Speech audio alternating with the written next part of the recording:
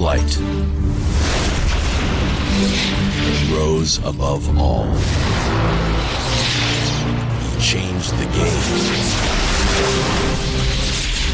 and became a legend.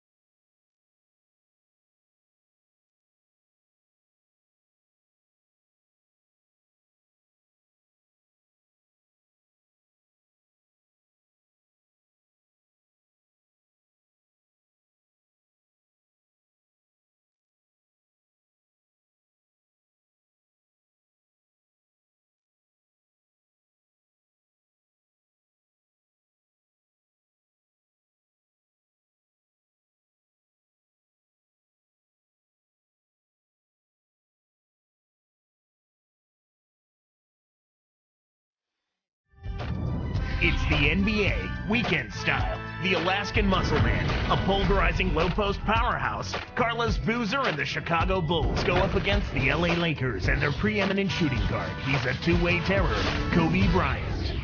Chicago. Los Angeles. Coming right up.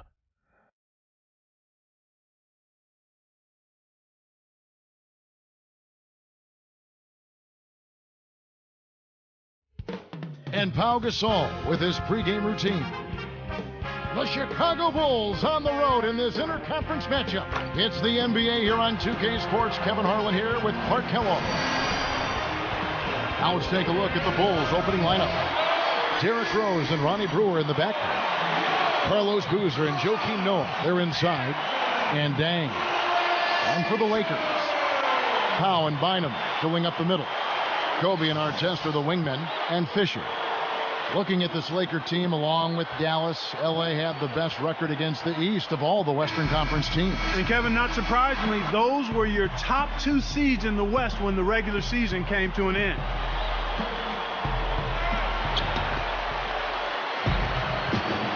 Now here's Gasol. Earlier, Doris Burke spoke with head coach Phil Jackson. And Doris, what'd you find out?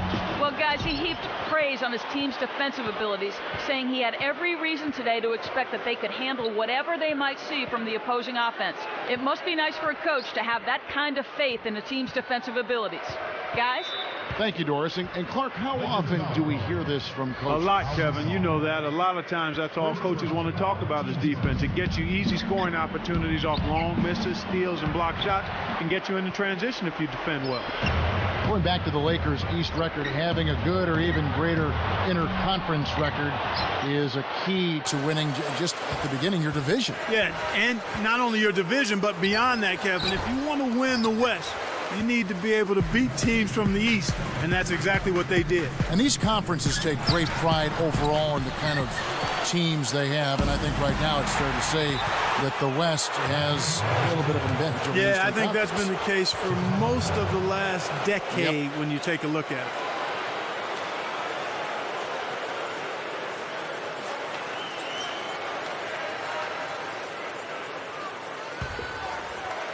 Here is Rose. You see Ron in that Lakers uniform, and you can't help but think of that buzzer beater that Artest had against the Suns last spring. Here are the Lakers. Boozer picks him up. Chipped. And there's Gasol. That's good on the assist by Artest. Here is Rose. Under 4 minutes left in the first. He's covered by Fisher. Rose gets the bucket. He's just so gifted offensively. He's a tough guy to match up with. Chicago on D. And here is Bynum. Here's Gasol. Trains it from short range.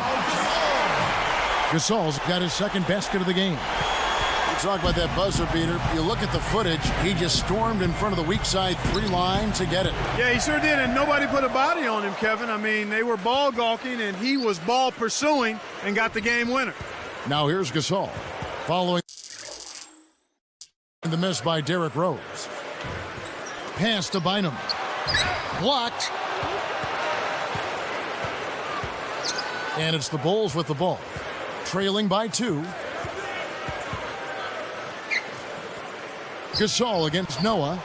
Gasol with the rebound. Here are the Lakers. Left side, Kobe. Over Noah. And the basket by Kobe. Kobe's got his first 2 points. Bulls trail by 4. Here's Brewer. Gasol with the defensive effort. You can't D up a layup any better than that. Nice work. Thinking about this Bulls team knocked out by Cleveland in round 1. Joakim Noah said he wanted the Cavs, but maybe bit off a little bit more than he could chew in that statement. Well, you know what? It wasn't for lack of effort on his part. I thought he produced at a high level. The Bulls just need to mature a little bit and add an inside scoring presence to be able to challenge the Cavs. Here's Rose after the made shot from Andrew Bynum. Takes it up. Rose, good. Here's Fisher. 1:39 left in the first quarter. Over Noah. Fisher can't hit. He's not giving an inch on defense. He really bothered that shot. Outside Boozer. Guarded now by Andrew Bynum. Here's Noah. No luck. And it's the Lakers taking it the other way. And Doris Burke has a report for us from the sideline. Kevin, the Lakers are the defending champs 2 years running now, and Lamar Odom said, you have to understand you are now the target. Teams want to beat you. They compare themselves to you. Because we know that, we have to stay sharp. Guys, let's see if they can maintain their focus. Thank you, Doris. Even if the game isn't close, there's going to be a lot of those. And some changes here for the Lakers. Odom comes in for Andrew Bynum. And Steve Blake is subbed in for Derek Fisher. Chicago also making some changes. Korver comes in for Luol Deng. And it's Watson in for Ronnie Brewer. On its way from Rose for 2. And again, Chicago. No good. Odom down low. He's working on Boozer. The shot by Odom, no good. They're making an early statement here. I mean, crashing the glass and cleaning up every miss. Now Artest. Not on the scoreboard yet. The lob was a little misjudged, and he couldn't get control of it. Baseline jumper. Rebound by Carlos Boozer. Bulls trail by 4. Covered by Artest. Right side, Boozer. That's going to do it for the first quarter. Lakers ahead, leading by 4. They've dominated the glass early on, and that's always a good sign. Rebounding is an effort stat, and they've shown.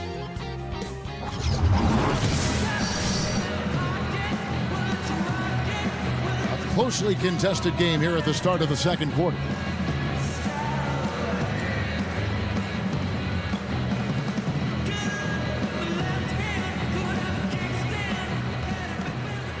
Here is Watson. Tom Thibodeau is the new head coach of the Chicago Bulls. He's been an NBA assistant, Clark, for the last 2 decades. And he's been considered a defensive mastermind. And you see how the Celtics have played defense under his leadership, and you can't argue with that. That is breaking coaching under Bill Musselman with the expansion Timberwolves back in '89. So with Gasol on the bench, this is Phil Jackson's lineup. And slammed down hard. Another look on the Sprite Slam Cam. Boy, he can produce some rim rattlers, Kevin. This guy can fly. Well, the whole building, Clark, knows what's going to happen when he goes up. The Bulls only had 13 wins against the West last year. They need to make better progress in that area. Sometimes your style doesn't fit with another conference, and that might be the case with Chicago. Could possibly be. Excellent point. You know, Clark, going back to the Bulls against the Western Conference, 17 and 13 the prior year.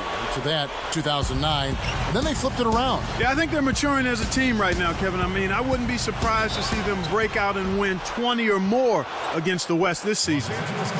So, Clark, here's another player snatched out of the D-League by the Warriors, C.J. Watson.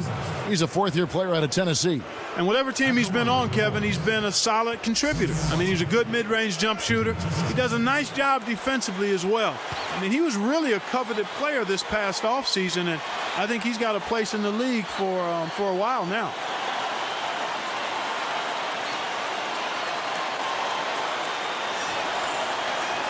That one is off.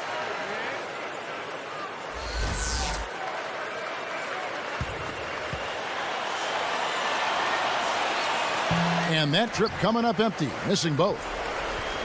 Lakers leading by 9. From deep.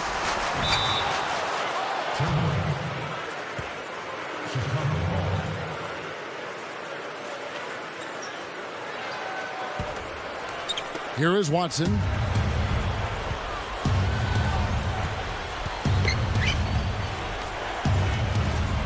Guarded by Blake. You can simply tell, Kevin, I mean, they want the ball more right now. And it's the Lakers' ball. 9-point game. Wasn't careful with his position. He gets nailed with the backcourt violation. And some changes for Chicago. Joakim Noah, he's checked in for Thomas. Gibson comes in for Carlos Boozer. And Ronnie Brewer's subbed in for Luol Deng. Bulls trail by 9. Watson up top, guarded by Blake. Goes up, and a foul on the shot. He'll go to the stripe for 2. You know, for these Bulls last season, Clark, they had some drama in the locker room. Maybe people not seeing eye to eye in the front office and on the coaching staff. Yeah, they certainly did. I would call it front office friction. Yeah. But yet, despite that, Kevin, good young talent. So whoever steps into that situation has something to work with.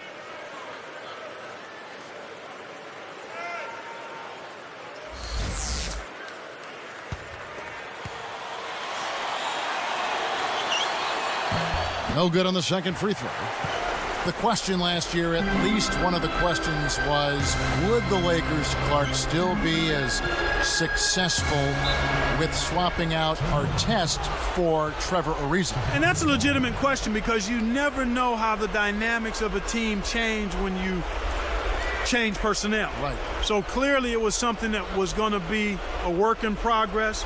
It remained to be seen, but I think the play of the Lakers in the postseason kind of answered that. Ron brought an element of toughness and physicality.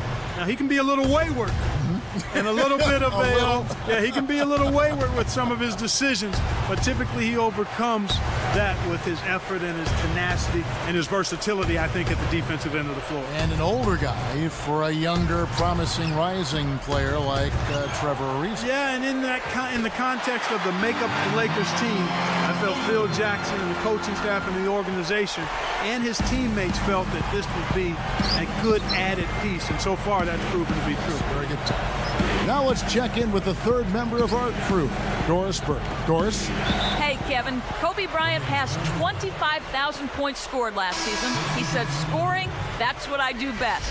Steve Nash is a great passer. I'm a scorer. It's what I do. And guys, even with a game as well-rounded as Kobe, it's true. His scoring ability is still transcendent. He's something else, Doris. Thanks.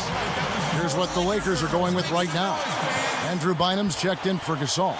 Kobe comes in for Shannon Brown. And Derek Fisher is subbed in for Steve Blake. And the Bulls making a change here. And thinking of those changes with Artest, I suppose you can also say that both Artest and Ariza are so talented, it doesn't matter which is in there since they have such vast skill sets. You know what? You can go both ways on that one. Yeah. Yes and no, because they are different players. It does change the dynamic of the team. I think Ariza was a consistent three-point threat as well as being an active, energetic defender.